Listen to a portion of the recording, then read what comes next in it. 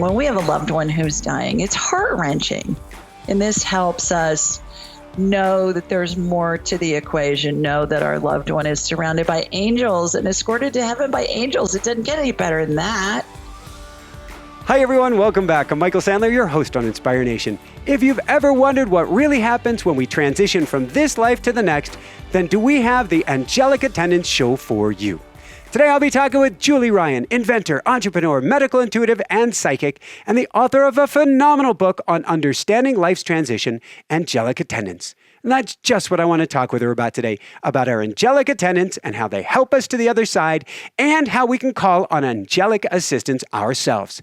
That plus we'll talk about pumpernickel and white bread, scrape knees and Reiki, licorice and takeoffs, in paradisum, Jeff and arthroscopy, what in the world is a welcome to heaven committee, and what in the world rubber bands in the principal's office have to do with anything. So welcome back to the show, Julie. Are you ready to shine? Hi, Michael. Yes, I am, and I'm delighted to be with you today. So mighty, woohoo! All right, before we dive right into things, can we all communicate with the angels? Absolutely. We all come in with the ability. Yes. And it's something we're going to talk about later. Is it something that's difficult? Is it something maybe we've even forgotten how to do? Absolutely. Yes, we all have the ability. And as we grow, little children can communicate with spirit and angels, and they can see dead people and they can see all this stuff. And then as they grow and they talk about it with their adults in their lives, perhaps parents or grandparents or teachers, they're told, oh, honey, that's just your imagination. And so they learn to not trust what they're getting. And so they shut it down. So yes, everybody comes in with the ability. It's learning to enhance it and trust it and utilize it. Very cool. Now, you grew up Catholic, and there was a prayer that was said after each, I think, person passed on or they were buried. And this prayer is actually a precursor. It's as if somebody actually was seeing what was going on in paradisum. Right. In paradisum is a prayer that originated as a Gregorian chant in the 5th century, Michael. And it talks about the angels and your loved ones will greet you and lead you into paradise. It's said at the end of every Roman Catholic funeral. And being brought up Catholic, every funeral pretty much that I went to was Catholic at that point. And I'd heard that prayer many, many times, but didn't really understand its meaning until I saw angels and deceased loved ones greet my mother as she was dying. And so I have to believe that people from the beginning of time were able to see what I see in my mind's eye, but perhaps it took to the 5th century till someone was learned enough, well-educated enough to be able to read and write down what everybody was seeing. And certainly back then, most of the most well-educated people were men in monasteries and in synagogues. So, and we're going to dive back around to this whole prayer and what it means and what you saw. But since you mentioned your mom, did you grow up seeing spirits? No, I'm not one of those psychics who's had dead people chasing her since childhood, or if I did, I wouldn't have known what to do with it. I learned how to do all of this, and this is what I teach in my classes. Is I'm a businesswoman and an inventor, as you mentioned earlier, and I tell everybody I'm a businesswoman who learned how to do woo-woo, and I'm a buffet of psychicness. Woohoo! So you didn't have spirits chasing you down, but you did have Pope Clement VI, which I find fascinating because, well, what was his, I don't even know what I want to call it, claim to fame? Yeah, he showed up about 10 years ago when I was in my mentor's office, my teacher and mentor, and I studied with her, going on 30 years ago now, and I see her about once a quarter, and she does healings on me. So my deceased loved one's spirits are in the room when that happens. And one day this Pope showed up in his whole Pope outfit. And I said, well, who are you? And I said, I'm Clement. And I said, well, there was a Pope Clement. I never heard of a Pope Clement. And he laughed and he said, yeah, I was number 6. And I said, all right, well, may I help you? like, why are you here? And he said, yeah, you're supposed to teach the world about what happens when people die because everybody's so afraid of it. And there's nothing to be afraid of. And I said, well, I'm not doing that. I'm a businesswoman. Are you crazy? No, everybody will think I'm nuts. And he said, yeah, just get on with it. Just go ahead and do it. And so when I left, Michael, the office, I was in my car, and just for kicks, I Googled Pope Clement VI. And I learned that he was in office during the bubonic plague when 2/3 of Europe died. And he's best known for his prayers for the dying and his prayers for the dead. And I thought, Ryan, you can't make this stuff up. Now, you had, for Jessica and myself, full disclosure, this we won't fully violate HIPAA, but you did body scannings on both of us earlier this summer. It was really cool that you found some definite things that get to be tinkered with or healed or fixed on me. When did you start being able to body scan? And when you walk around, do you shut that off? Yes, I turn my abilities on and off at will. I don't walk around scanning people because I believe it's a violation of their privacy. It would be like looking at somebody's CT scan or X-ray without their permission. So I don't do that. But when I studied this 30 years ago, I studied this work for 6 years very intensively and paid the equivalent of getting a PhD or an MD in it. And now this is what I teach to people around the world. So when I was studying that all those years ago, and that's what the first chapter of my book talks about. Very good. And in 2001, you started seeing spirits. What was that like? What did you start seeing? Holograms of people dressed in period attire, which is interesting. Star Trek, you've seen the movie or the TV show, Beam Me Up, Scotty. Yeah. You know, when Scotty's beaming Captain Kirk up to a different planet or a different ship or something, their body turns into a hologram of them before they're beamed to the other ship. That's what spirits look like to me. But not in Star Trek attire. Not necessarily. Although, interestingly enough, I've seen different past lives primarily on different planets, which has been interesting. I have a fun story about that if you want to hear it. Oh, go for it. I'm very intrigued because I wondered if we stay on in the Earth School, or why wouldn't we go and explore the galaxies? Yeah. Well, I had a gentleman call into my show one night. I do a weekly show that's called Ask Julie Ryan, and people call in from all over the world, and they ask me everything from, can you scan me medically? Can you scan my dog? Can I talk to my dead grandma? Yeah. Did I have a past life? Whatever. So this guy called in and he said, can you see if I was an engineer in a past life? I'm an engineer in this life. Do I have any past lives and influence that? And I said, yeah, sure. So I got a past life for him, Michael, that was in the 1930s, but it was on another planet. And it looked like the set of Star Wars with the flying ships and all that jazz and towers. And I thought, all right, this is wild. And I got that he was in charge of the electrical grid, everything that had to do with power. This guy was in charge of it. And so I said to him, I got the year. I said to him, what kind of engineer are you? And he said, I'm an electrical engineer. I said, well, there you go. Again, can't make this stuff up.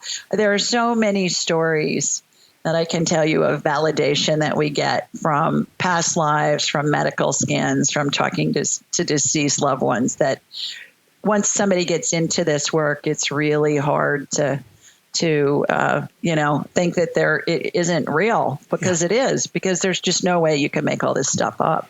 So I want to go into your mother's parting gift. Before we do that, can you take then journeys and go to these other worlds or go to these other places and learn maybe even from other teachers? Absolutely. In a nanosecond. Wow. Favorite and place? I teach people how to do that. Favorite place to go to? I don't really have one. This reality is just fine with me. All right. So let's talk about this reality. Let's talk about your mom and talk about... Usually when we think of somebody's parting, of a loved one parting, we don't think of it as this seems like a paradox wrapped within an enigma. What did you see? What did you feel? That's a mouthful. Would you agree? No, I think that it's a glorious component that is part of the equation when somebody is dying. Because when somebody's dying, when we have a loved one who's dying, it's heart-wrenching in most instances. And so this adds the glorious component to it that helps equalize it. You know, it's all about staying neutral. It's all about the teeter-totter, staying in the middle. And this helps us know that there's more to the equation, know that our loved one is surrounded by angels and escorted to heaven by angels. It doesn't get any better than that. Know that our loved one's spirit is around us all the time. We can communicate with them at any time. How comforting is that? So your mom's in hospice, or she's got hospice nurses around her. Can you walk us through that last day? Sure. I live in Birmingham, Alabama. My mother was in a hospice facility in Columbus, Ohio. So they transferred her there on a Friday. We drove all night, which was a 10-hour drive. Got there about 9 o'clock in the morning, and she was not communicative at that point. Yeah.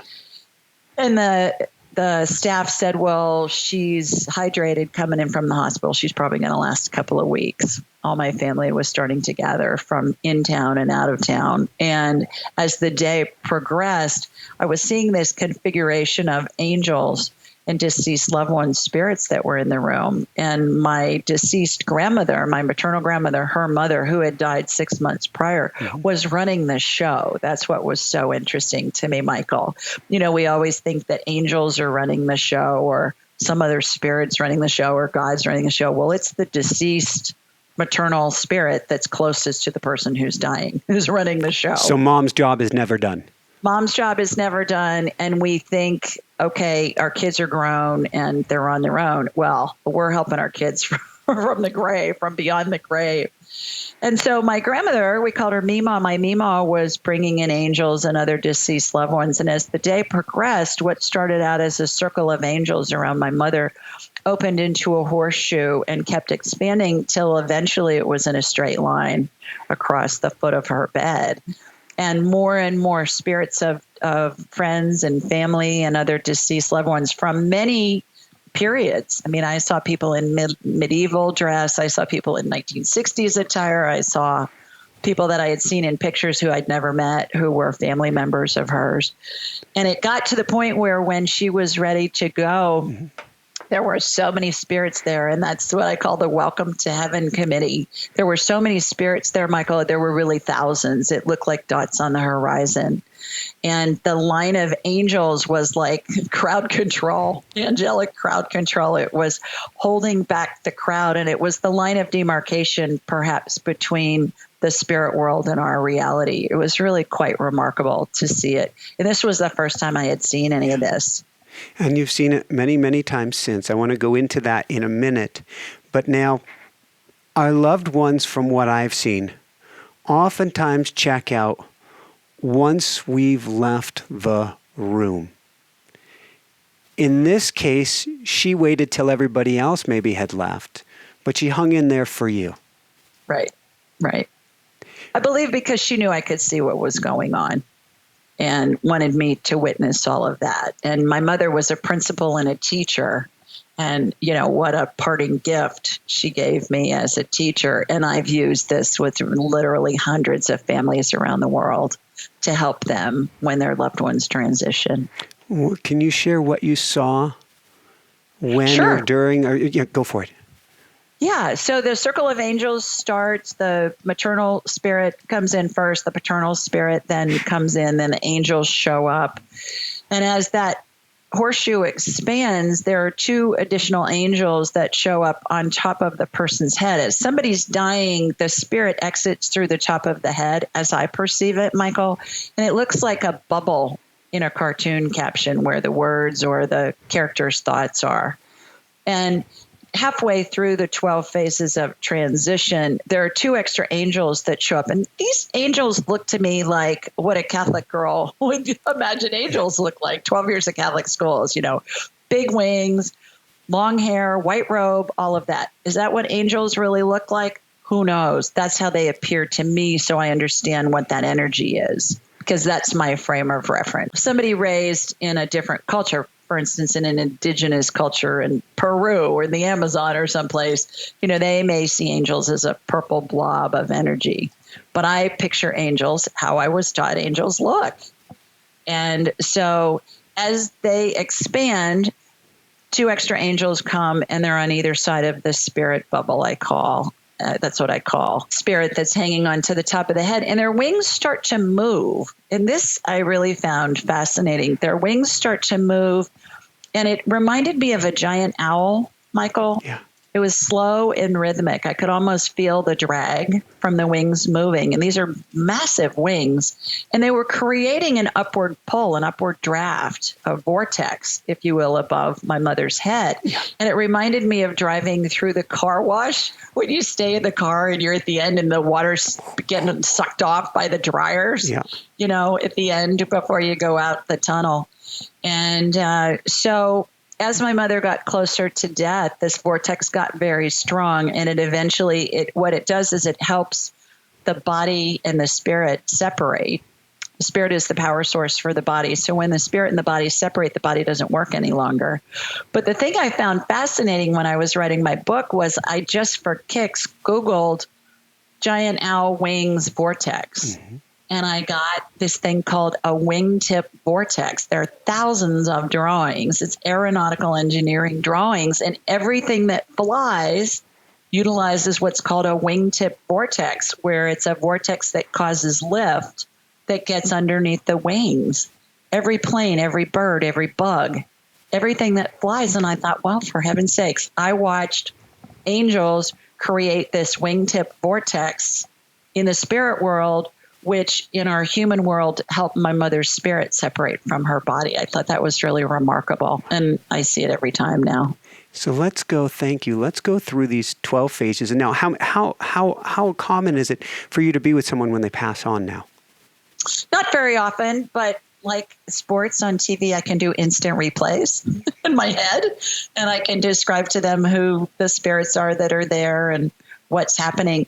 I think it's also important to note that the 12 phases of transition can happen instantly, Michael. Mm-hmm. They can happen over days, weeks, months, even years. There's a woman that called into my show for a couple of years whose father was in phase 11 of 12 for 2 years. He was dying and he had Alzheimer's, and it took him 2 years to exit. So remember, there's no time in the spirit world.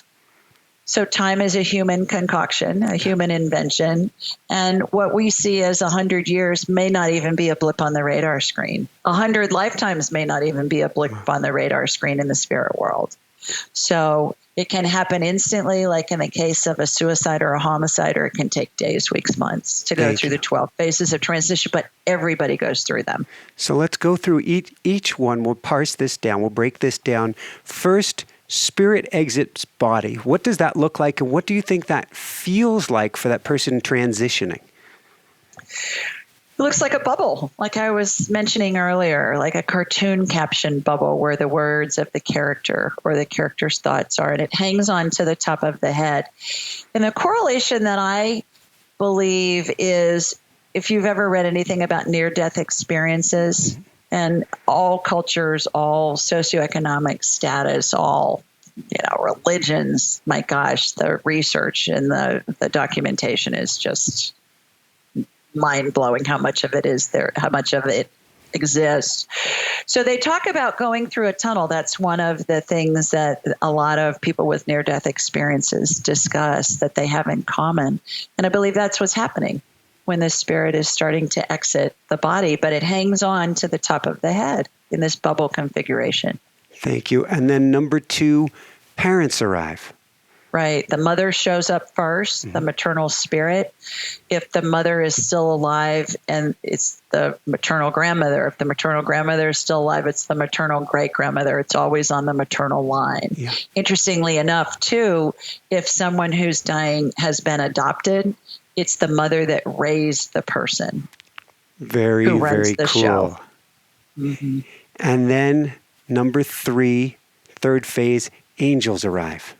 Right. Angels show up. They form a circle around the person who's dying with the parents at the anchor. The mother is always at the person's left foot. The father's always at the person's right foot.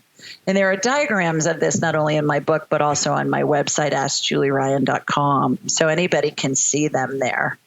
Are they archangels, or what kind of angels are these? Just regular angels. Guardian angels is what I perceive them to be.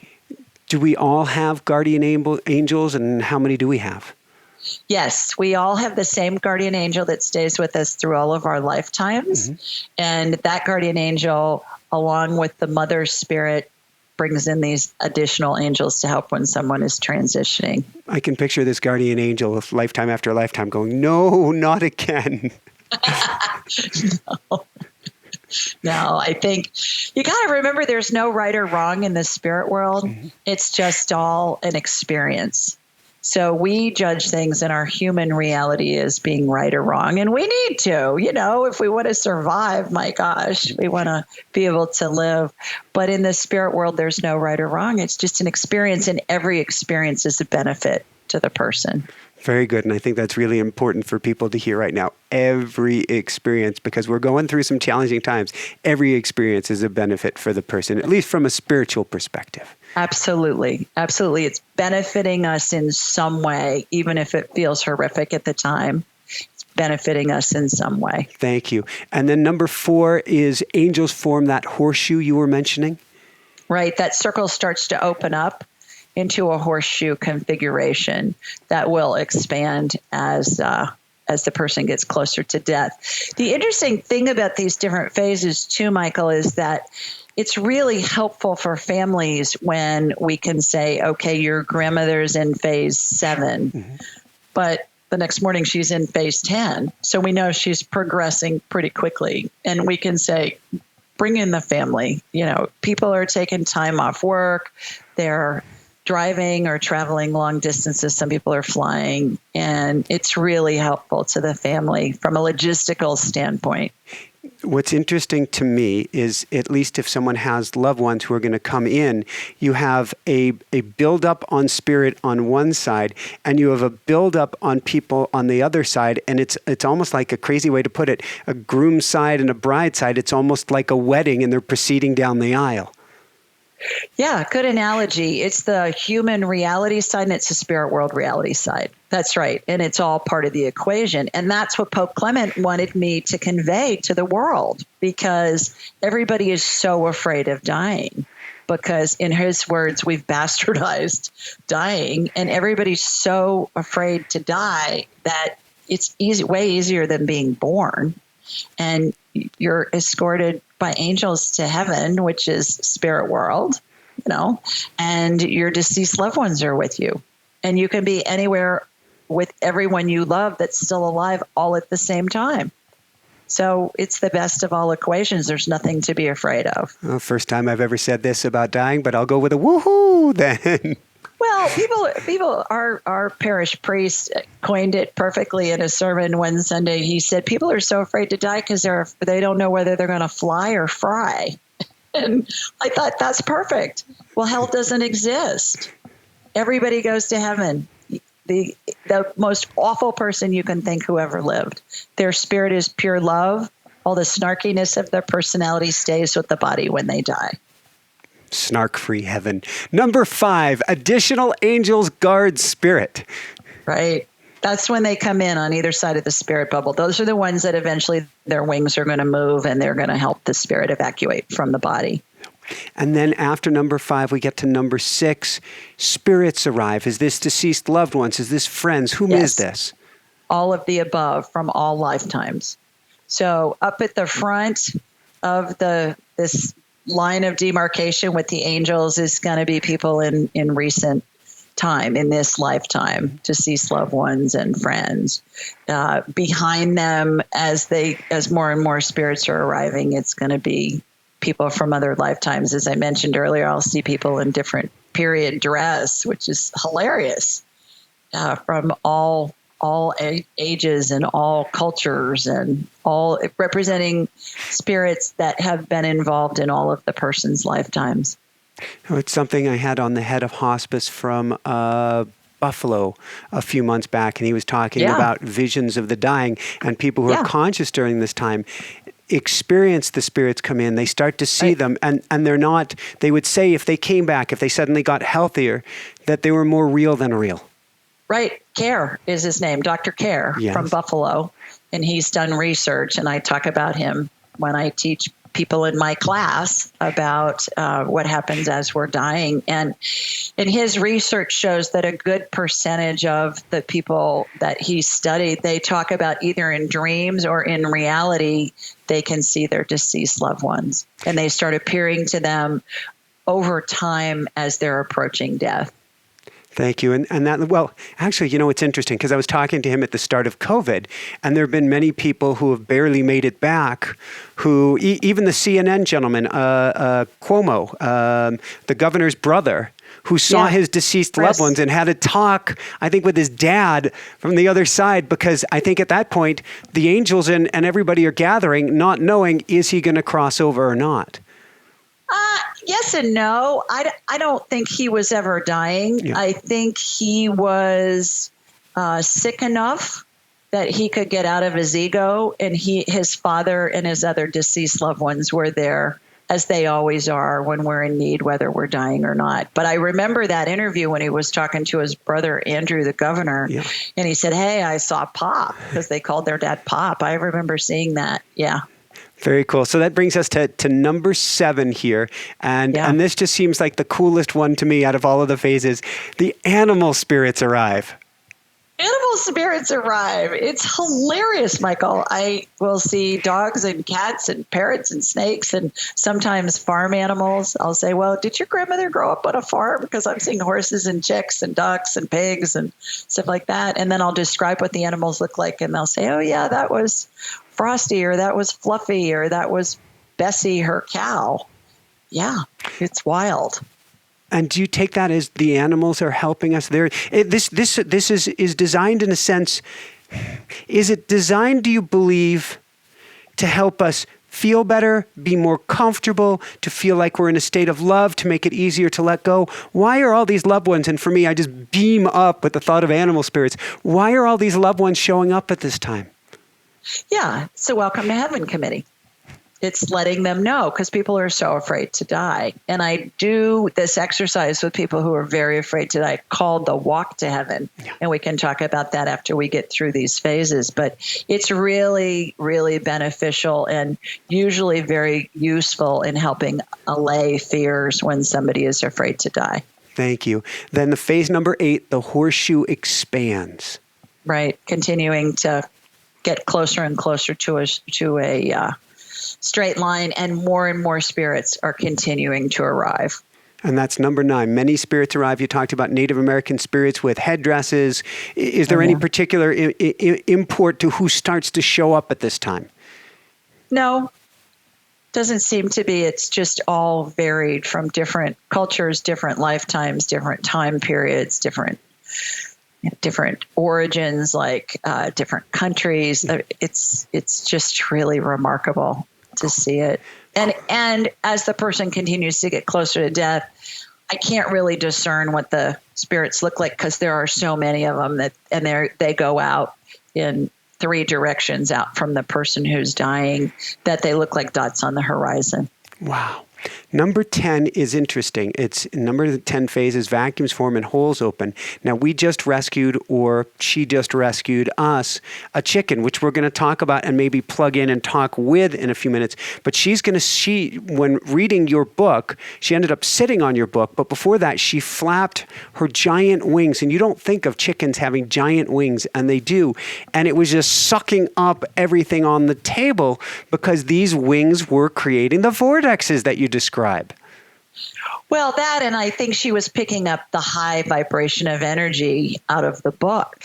And that's why she was drawn to the book, to come sit on the book, because that energy of what's happening is so high as we describe it, because it's a spiritual event that we all go through and all of our loved ones go through. None of us is going to escape death. What do they say? Death and taxes. Yeah. You can't escape either one.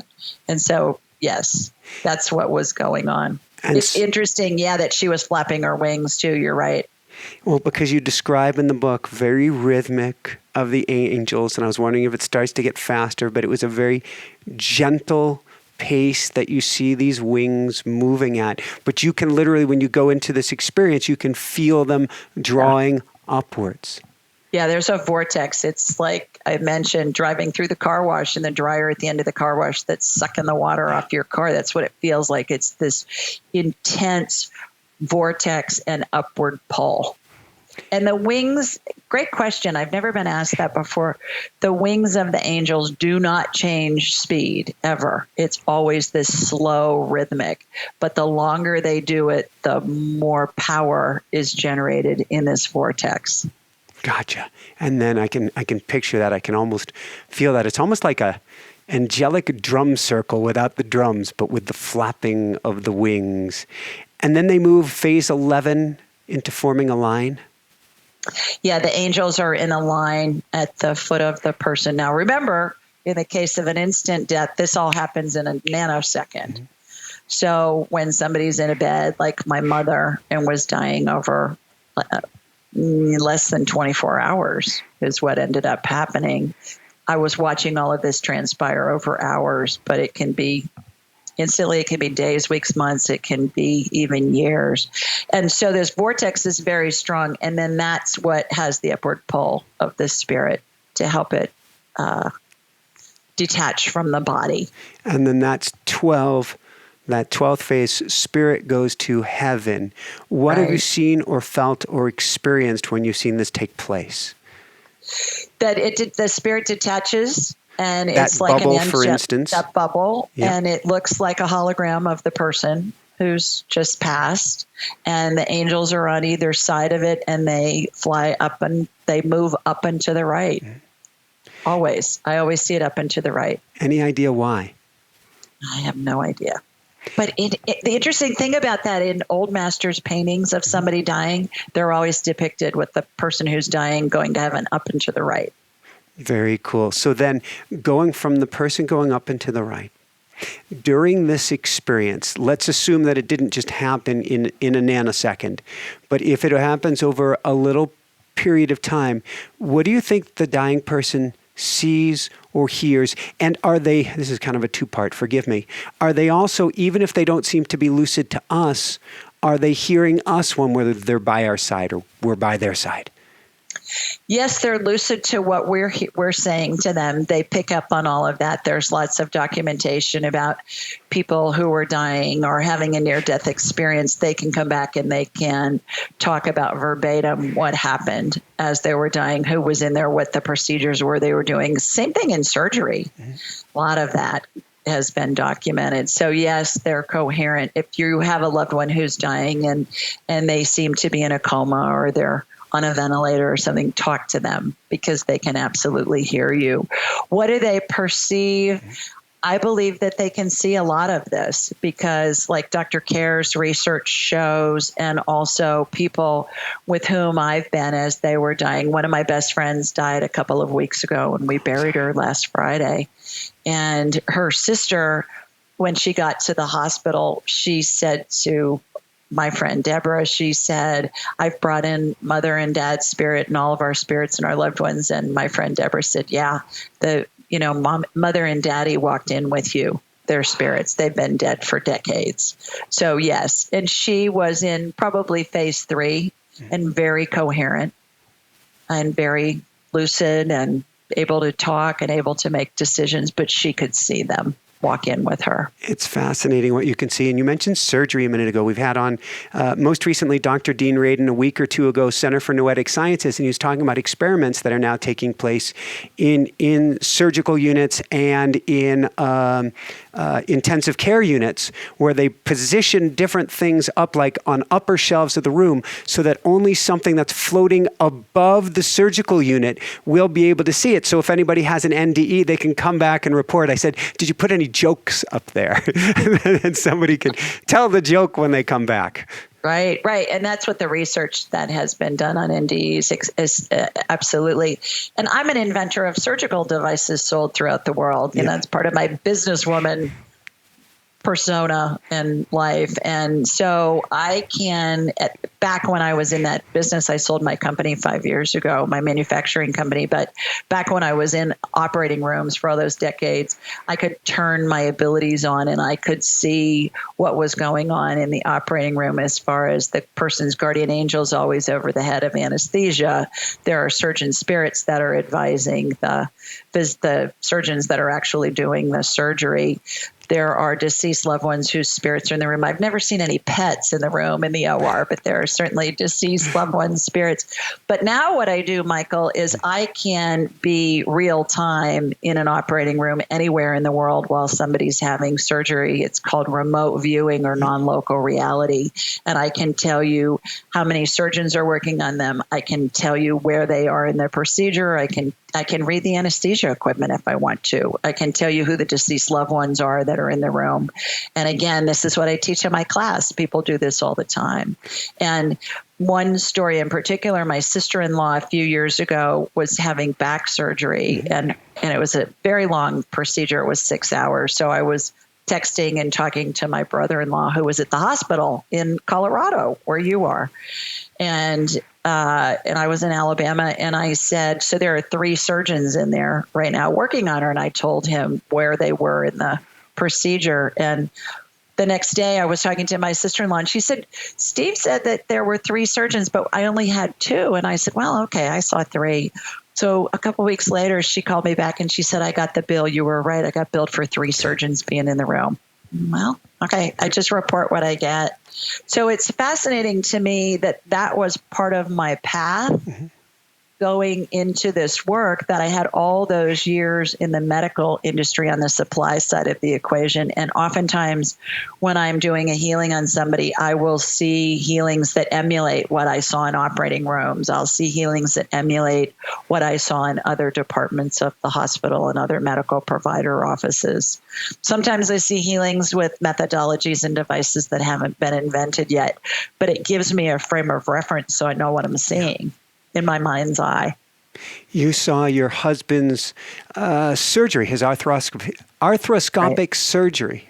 How did that go, and what was the kind of hiccup that you kind of picked up on?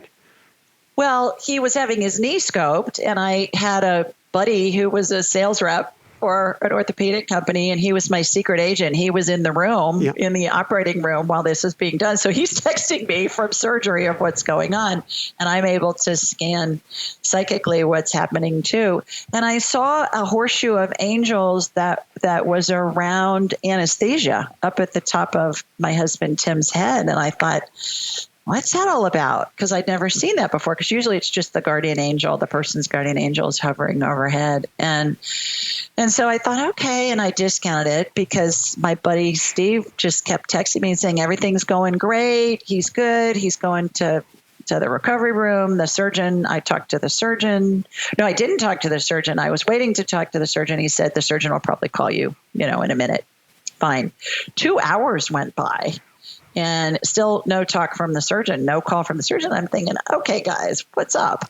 And I went up to the information desk, and they finally let me back in the room. Well, what had happened was he aspirated in the recovery room, which means that he vomited and he inhaled his vomit. Well, that can kill somebody. And so they had him down an x-ray. They were suctioning out his lungs and all that. In the meantime, they're not telling me any of this in the waiting room till it's all over. And when I got in there, the surgeon walked in and he said, man, you really scared the daylights out of us with that. We were really worried that we were going to lose you there for a couple of minutes. And I thought, well, duh, that's why all those angels were there, in case we needed their assistance.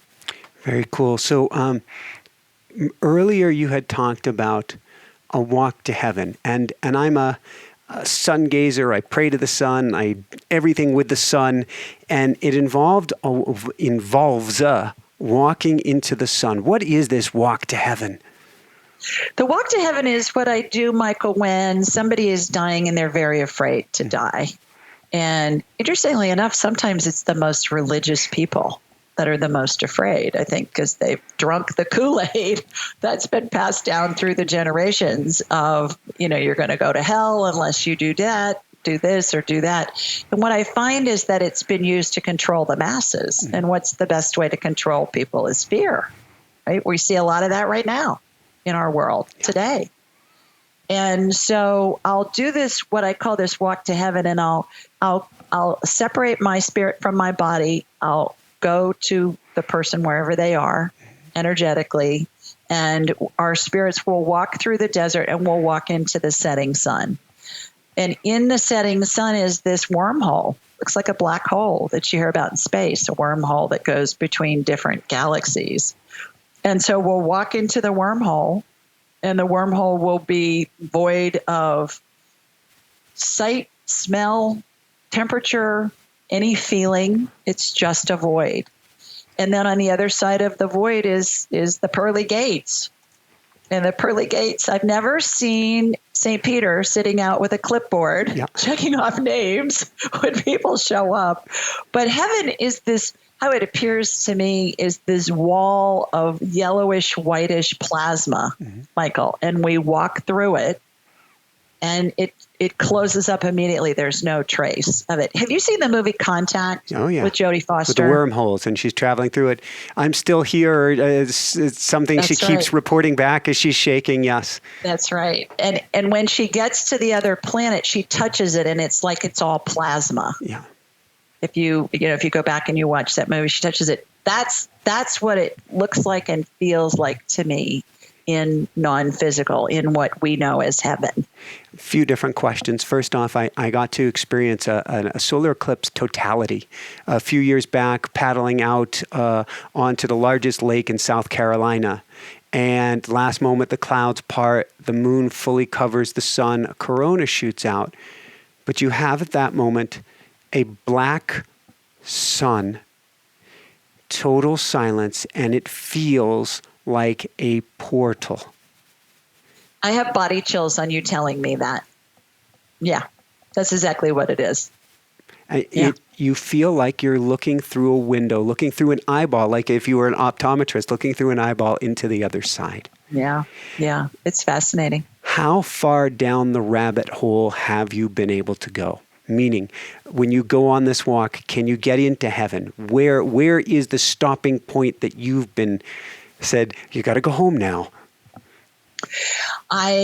We go through the wall, the plasma wall, and there's a line or several lines of deceased loved ones waiting for the person on the other side of the plasma wall.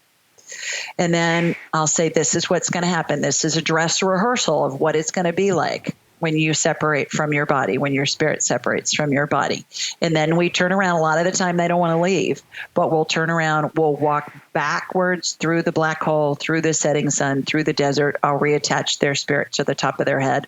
I'll put my spirit back into my body. With my friend Deborah, though, a couple of weeks ago, her sister's spirit and I escorted her to heaven. And when she died, most of the time the walk to heaven is a dress rehearsal. Twice in all these years, I have escorted someone who died into heaven. One was my younger sister who had a brain aneurysm and died very suddenly, was on life support for a few days, and then we took her off life support and she died quickly thereafter. We buried her on her 50th birthday. It was awful. And my friend Deborah, a couple of weeks ago, and then leave them there. And with Deborah, it was interesting because I'd never seen this before, Michael, and she was my teacher too. She allowed me to see this. When she got there, her sister, I disconnected her spirit from her body because she wanted to go. Her sister's a dear friend of mine as well. So we had our arms entwined in Deborah's arms, and we had two angels that were escorting us. And again, that gravitational pull, that upward sucking, vacuum. Yeah. We were in that. It was like in Contact, she's being pulled and she doesn't have any control over it. So we were being pulled. And when we got through the plasma wall, her family members were there waiting for her. She greeted them. Her sister, my friend, greeted them.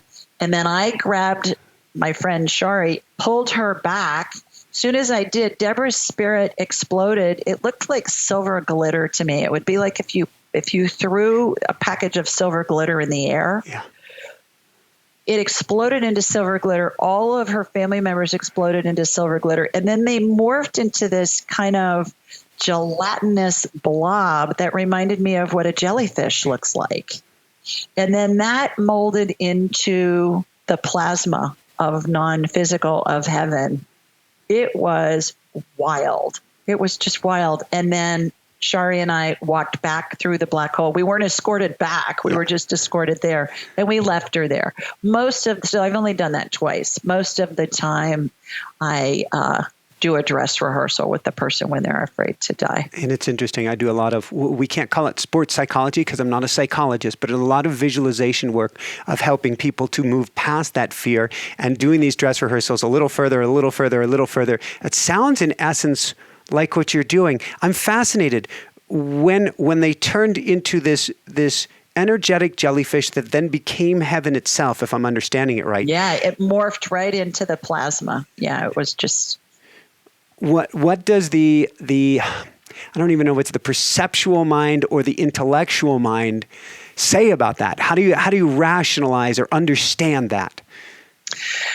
I talk in analogies a lot to give our human minds a frame of reference. And the analogy I can come up with for that is if we turned ourselves into water and we were poured into the Colorado River, we would become the Colorado River, the water that was in the Colorado River. That's what I perceive spirit to be. Spirit is all one big energy force, energy field, like the Colorado River. If you pour water into the Colorado River, it becomes the Colorado River.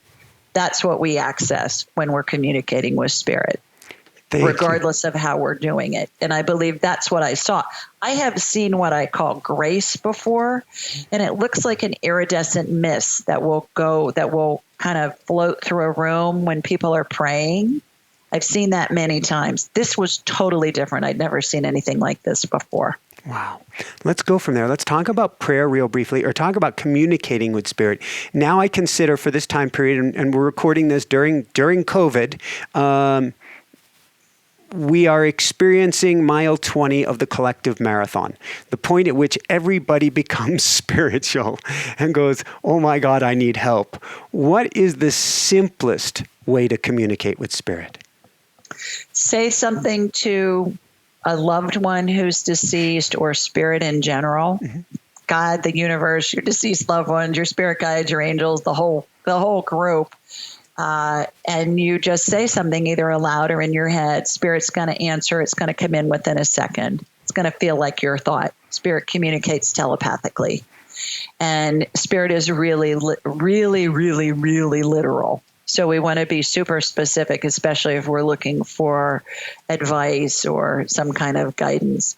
For instance, if you ask spirit, will Jessica and I enjoy the movie? And you get a yes, comes in your head in a second. And you're like, cool. And so you guys are watching a movie tonight and you're thinking, this is awful. What the heck? Spirit, why are you telling me to watch this movie? We hate it. And you turn it off.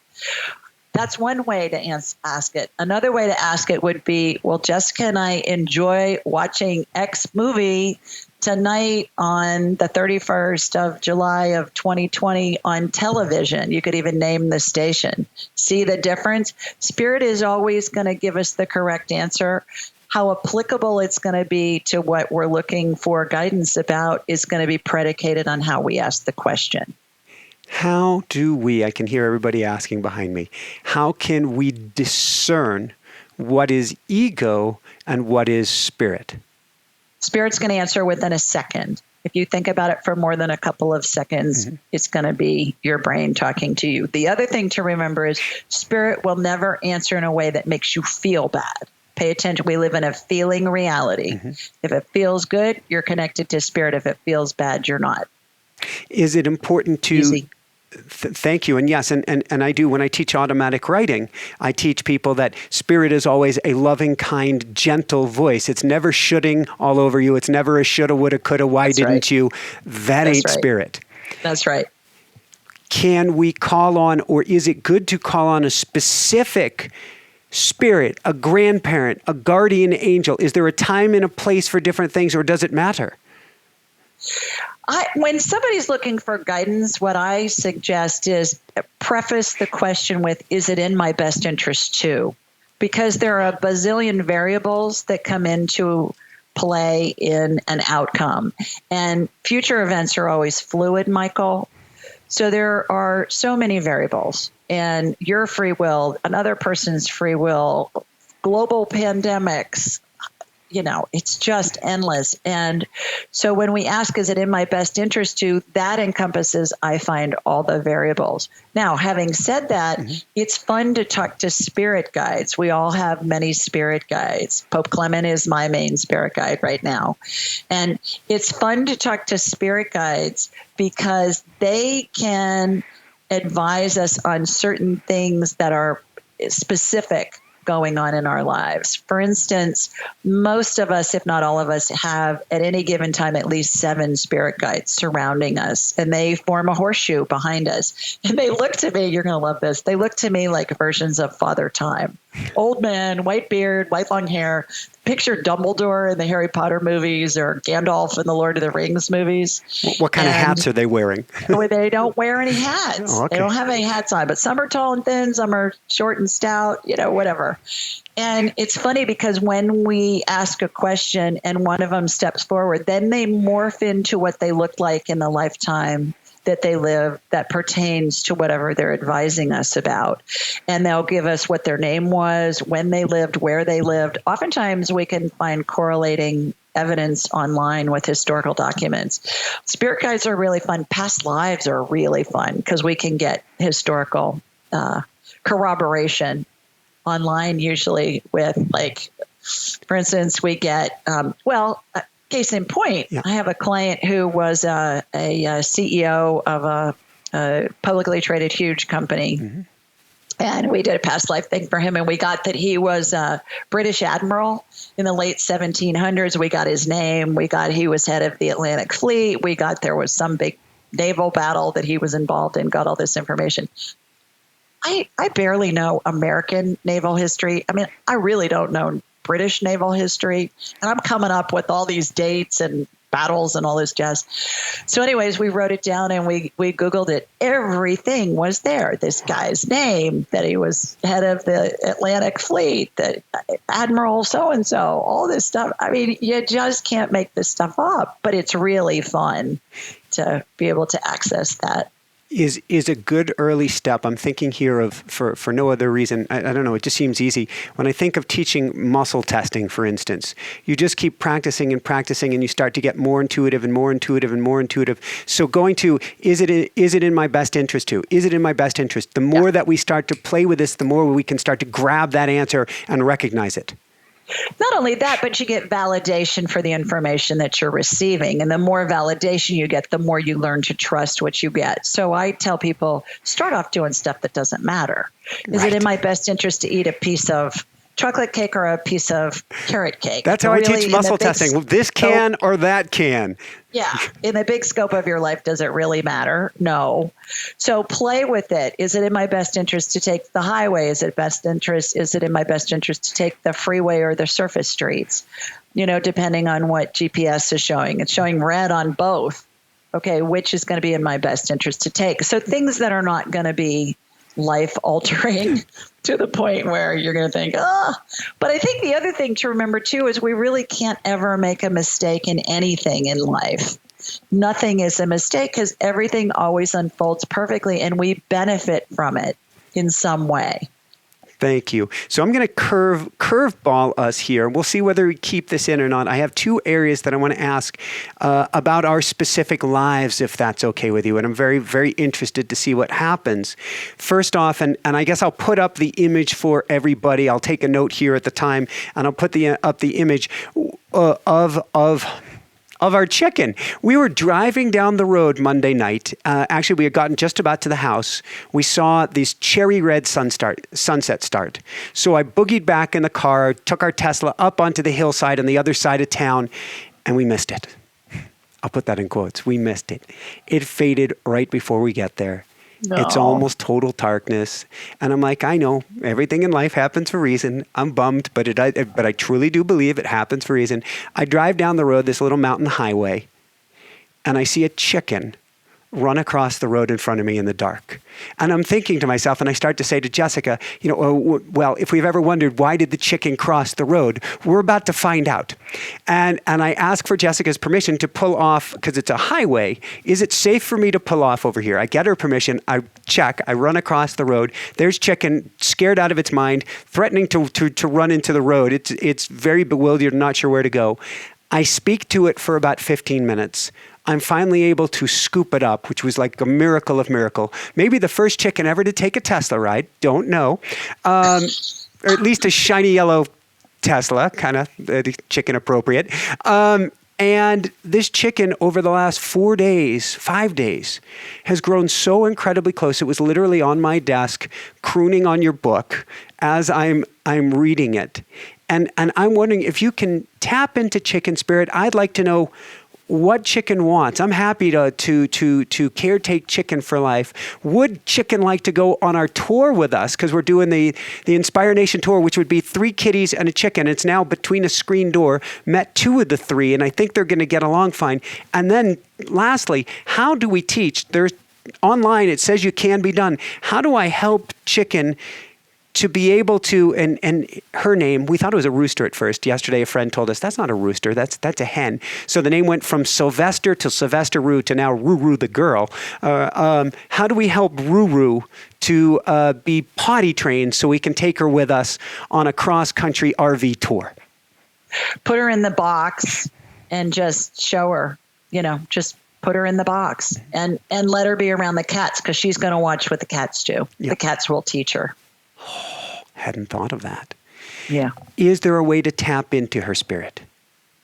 Oh, absolutely. Yeah. Would you mind doing that for us? Yeah. What do you want to know? All those things. I'd like to know, does she want to be with us? It sure seems that way. Can we help her to learn? She's your new pet. Yeah, she's your new pet. Yeah. And she's saying she's really smart, and she will provide inspiration for you in ways that you haven't even imagined. Yeah, I'm working down by the garage now instead of the studio so I can keep an eye on her, because we haven't brought her in yet. Is there anything that she wants us to know or know about her? Keep her warm in the winter. That's what she's asking. I'm not going to keep a chicken outside in a Colorado winter. That'd be a chixicle. Oh, yeah. Where'd she come from? A farm. She came from a farm. She got loose. She's talking about coyotes. I think coyotes got some of her fellow chickens, and she escaped. She was able to escape, but she was lost. So she's saying her life with you is going to be way better than it was before. And she's okay traveling in an RV. She lived in a coop. Oh, that's like, the lap of luxury compared to being in a chicken coop. Absolutely. And I don't even know what else to ask. Okay, so we've got the box, and that's going to help her. She's saying that she's going to bring comfort to your family. Cool. And we could use that. We'll dive in there in 1 second. Is there anything else that she would want to share with us? Just give her water to drink and food to eat. And the cats are going to teach her how to use the litter box. She's going to watch them, and she'll be able to figure that out. Very cool. Switching gears from there, we had our third, you had done a reading on Jessica many months ago. We had our third miscarriage, 6 weeks ago now. I'm so sorry. Thank you. And it was interesting when you were sharing about people on the other side that many times before people cross over, they'll see like a grandparent holding a baby or something that could be from a miscarriage. Right. My friend Deborah, her mother was holding an infant baby that had been a miscarriage. Is there a way to tap in and see? Jessica gave me permission here. She was off camera right beforehand rubbing her belly, saying, please ask about the miscarriage. Is there anything, I guess more specificity, the better. First off, I so feel that baby is coming through. It almost seems silly to ask, but I'm going to ask it anyway. Is baby still going to come through? A baby will. She has 3 baby spirits above her right shoulder. They look like little orbs that you'd see in a photograph. Sometimes you'll see it in a family photograph. You'll see orbs and people think, oh, the light was messed up. No, those are spirits. It's just our digital cameras pick them up. Reminds me of the orb, Michael, that Glenda the Good Witch flew into Munchkin Land on. Look like a bubble, like an iridescent bubble. That's what they look like. She has 3 of them. They're not triplets. It's not all coming in at once, but they're spaced out. They look like an airport at night when you've got planes with their landing lights on and they're stacked out in the distance waiting for clearance to land. That's what she's got. 3 baby spirits. Thank you. Yeah. Do we know if... And by the way, baby spirits attach to the mom's energy field before they're conceived, sometimes years before they're conceived. The other interesting thing about that is baby spirits attach to the birth mom's energy field, and they also attach to the adopted mom's energy field before they're adopted. Before they're born, they choose their adopted mother and their birth mother.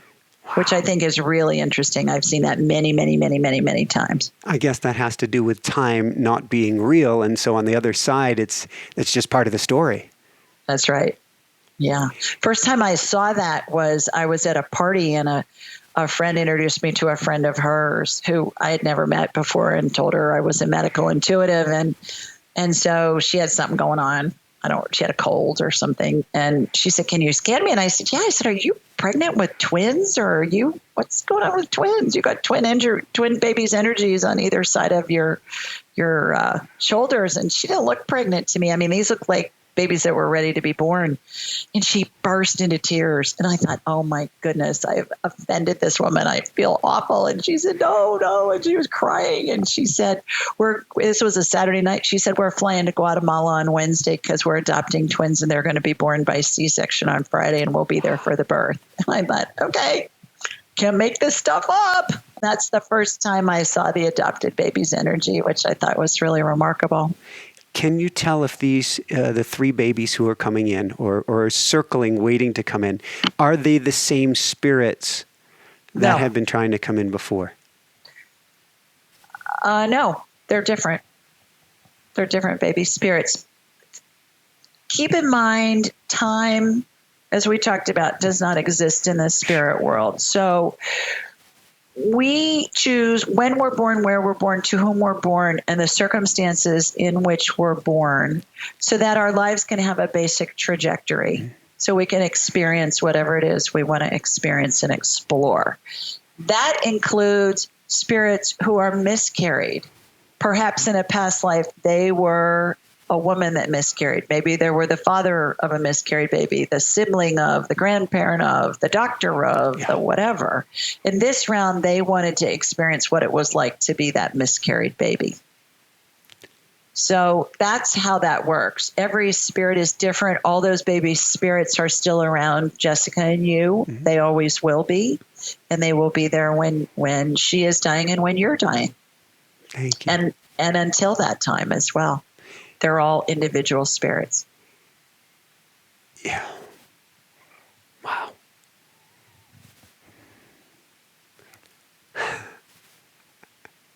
How do we clear the runway for landing? Meaning, how do you have one come in? Yeah. Yeah. It's up to that baby's spirit, what it wants to experience. It's up to what Jessica is experiencing, what you're experiencing as well on the side. Jessica and you are benefiting from these experiences, although I know they're excruciating for you. And if you can stay neutral, stay in Switzerland, my man. I always say, stay in Switzerland. They have been beautiful experiences. I do not wish them on anybody, let alone Jessica, but they have been truly beautiful experiences. Right. So when we try and control things, that's when we're in a low vibration. When we let things unfold and trust that it's all unfolding perfectly, that's when the magic happens. She doesn't really have any control over this. This is all out of her ability to make this happen. Now, having said that, she can obviously have her body in great shape so that she's in good shape. The Better Baby book is the best one that I know of, written by Dave Asprey and his wife.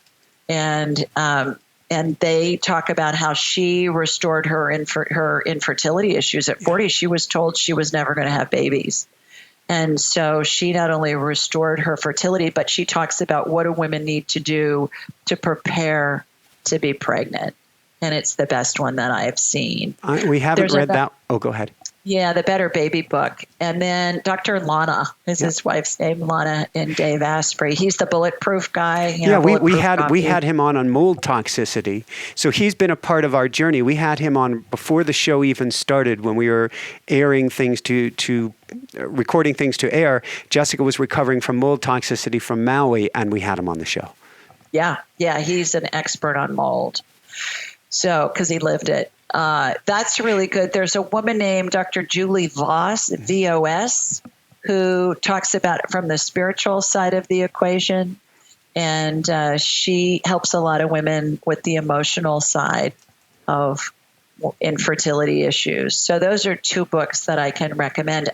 I still get that you guys are going to conceive and she's going to carry full time. Woohoo! Thank you. Future events are fluid. That's what I'm getting at this moment in time. Things that have happened in the past are set in stone, Michael. Things that are happening right now are set.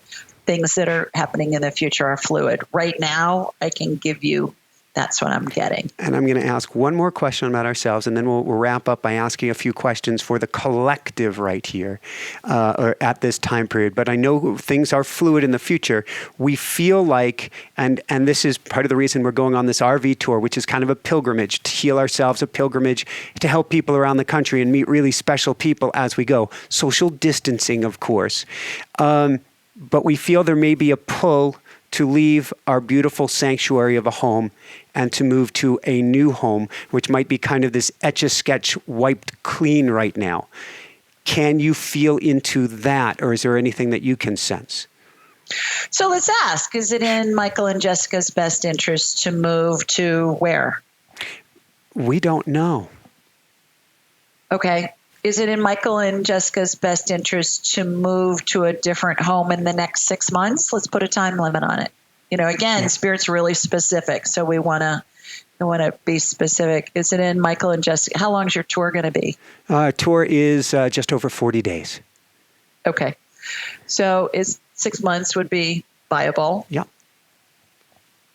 Is it in Michael and Jessica's best interest to move into a new home within the next 6 months? I get a yes. Is it in their best interest to move to a different state instead of Colorado?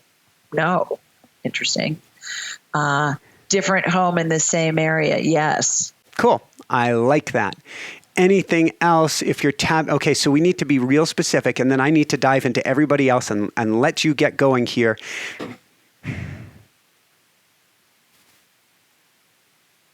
What is the one most important thing Spirit wants us to know right now, Jessica and myself? Everybody has the ability to communicate with Spirit and tap in. It's a matter of raising your vibrational level to the level of Spirit. And when we're panicked about things or we have a negative emotion about things, we're out of alignment with Spirit. We can't communicate. We can't get inspiration. We make decisions that keep us on a hamster wheel. So what we want to do is we want to be able to tap into Spirit. And you're tapped in when you feel either at least calm or you feel good. Doesn't mean you have to be zippity-doo-dah-day and down the street, but it means that you feel calm or you feel happy or you feel joy or you're just not feeling a negative emotion. When we're feeling negatively, a negative emotion, anger, sadness, jealousy, fear, whatever, we're out of alignment with our Spirit. And never make a decision based on that. Only make a decision when you're at least neutral. When you're in Switzerland or you're in your happy place. Thank you. So for everyone listening right now who I'm trying to help people step back from the doom scrolling right now, step away from the mouse. When we're in that place where we've just imbibed too much negative, worthless stimulation, aka news, how do we get back to Switzerland? Or better yet, the Van Troths on a hillside in Austria. Or Van Trapp's, rather. Von Trapp family. Yeah, Yes. the Von Trapp family singers. I've been to their place in Stowe, Vermont. Oh, it was my hilarious. God. It was wild. The hills are still alive with the sound of music there, by the way. How do we get there? We ask ourselves, is the situation going to kill me in the next 2 minutes?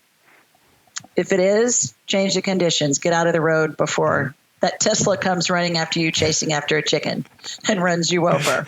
If it's not, No, this is a chicken-safe Tesla. yeah. If it's not, if you're whatever you're feeling when you ask that question, is this going to kill me in the next 2 minutes? If it's not, you know that you're making it up. It's a false fear. It's an irrational fear. And so you catch that it's an irrational fear. Is there an exercise at that point to bring you back from that because you've now got everything coursing through your veins, or just sit with it? Our heads are big satellite dishes. We receive and we transmit frequencies. No thought originates in our head. We pull them in from the ethers. So it's similar to listening to a radio station. They're broadcasting classic rock on 102.5. They're broadcasting talk radio on 92.4. So what we want to do is we want to disrupt that frequency. This concept, in my opinion, of send that thought love and send it away. You're still in the same frequency. You want to disrupt the frequency. When you go to curiosity, you immediately raise your vibrational level and you change the frequency. So the next question after you ask, is this going to kill me in the next 2 minutes? You ask, how is this benefiting me?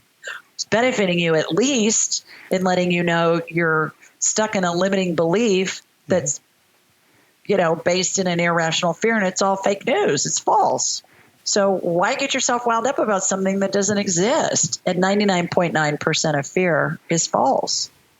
So that's a way that we can break it, and we raise our vibrational level. When you're curious about something, you're like, oh, let me check this. Let me check that. Let me look at this site. Let me read that.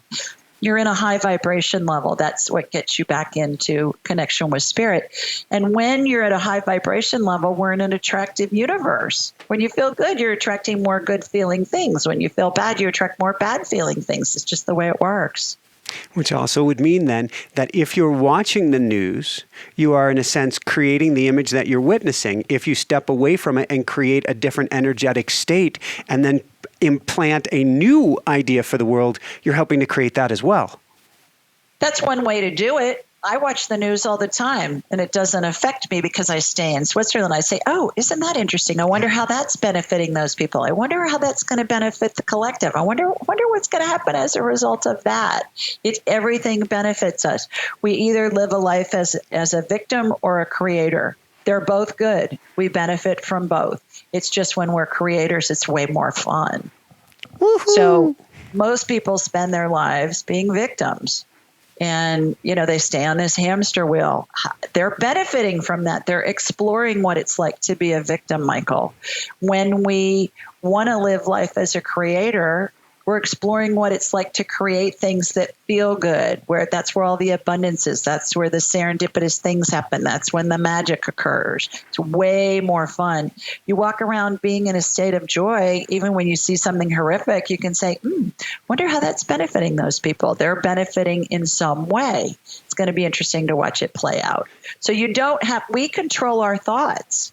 We control our reaction to our thoughts. Thoughts don't originate in our heads. We pull them in. So we want to disrupt that frequency. And choose a different thought. Choose, is this going to kill me in the next 2 minutes or not? If it is, change the conditions, get out of the road before the truck hits you. If it's not, understand it's an irrational fear. It's false. When you understand that, when your brain understands that, it lessens the fear. You've already raised your vibrational level. You're going to have another thought. Follow that. Only act on thoughts that you get when you feel good. Never act on thoughts when you feel bad, because you're trying to control the conditions and you stay on the hamster wheel. Can we still call in spirit when we're feeling bad? Absolutely. Absolutely. Yeah. But use the 2-minute rule. It's free and it's convenient. It works anywhere your brain is. So, it's convenient. You can use it in any situation. Standing in Costco, you're 20th in line, social distancing. You're thinking, oh, my God, this is going to take an hour for me to get out of the checkout line. Is this going to kill me in the next 2 minutes? No, you're going to chuckle a lot. You've immediately broken that frequency. And then you say, okay, how is this benefiting me? Well, pointing out an irrational fear, number one. Number two, who knows who I'm going to meet standing in line in Costco? You may meet somebody. You may avoid being in a car accident that you would have been in had you left sooner. I mean, there are a million variables that come into affect an outcome. So it's really a game changer. Woohoo! All right, where can people go to find out more and to find your beautiful book, Julie? AskJulieRyan.com. Books. I have a children's book too, and a new one coming out this fall. Angel Messages for Kids is available anywhere you buy books. Angelic Attendants, What Happens as We Transition from This Life into the Next, is available anywhere you buy books.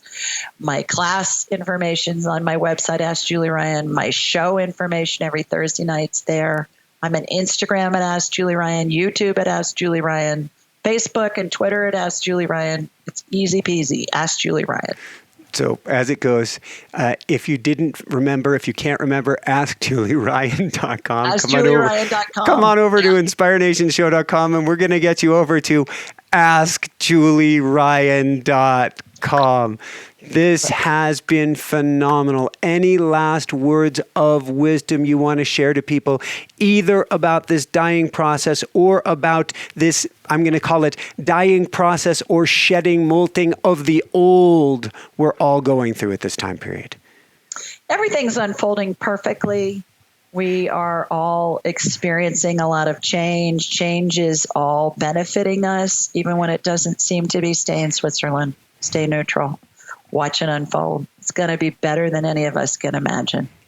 And we will be yodeling till the chickens come home. There you go. Yeah. So for everyone out there, this is Michael Sandler saying, be well, have fun, get angelic attendants, and begin calling in your angels today and shine bright. Woohoo! I just had one of the most beautiful, uplifting, inspiring Angels by Your Side interview with Julie Ryan, author of Angelic Attendants. To check out our classes, be sure to click the link below for our mini master classes, our boot camps to help bring your energy up, and a very limited availability on one-on-one coaching with me. To check out more beautiful, inspiring, and angelic interviews, click here, subscribe below. Be sure to click on that bell icon to be notified of upcoming shows, YouTube premieres, and live events every Sunday night with me. Love you guys so, so much. Big thumbs up if you like this. Leave your comments below. Shine bright. Woohoo! Love you guys.